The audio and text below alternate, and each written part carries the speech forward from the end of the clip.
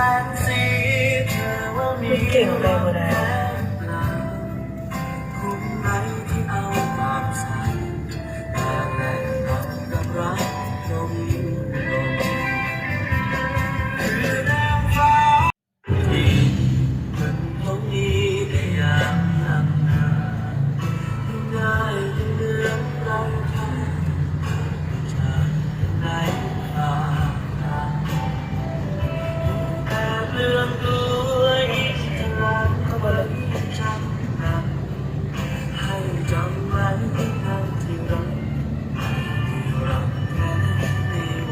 ท่วมรถตัวเลยนี่นะ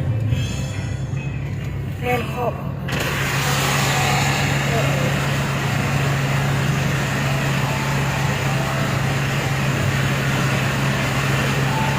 เสียงรถเนี่ยท่วมรถตัวเลยนะยังขอบอยู่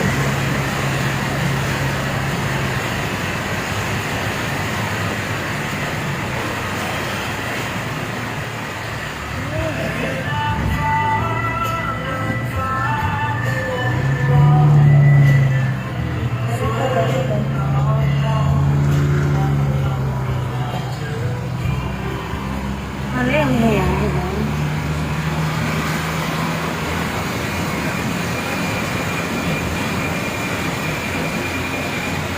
เดือดแล้ว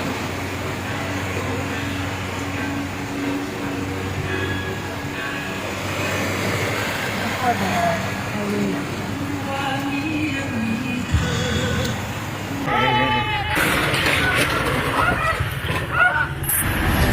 โอ้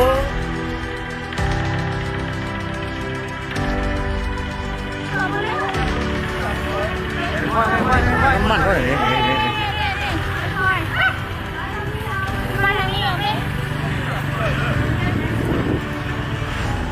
ลมช่วยเด้อผักหลักขั้นเพิ่งนะอันนี้มันน้ำมันโอ้เนี่ยรถลมเชื่อได้นี่เป็น4 คัน 5 คันคือให้การสั้นจอดเนี่ยลำบากหลายรถพักส่วนที่เกี่ยวข้อง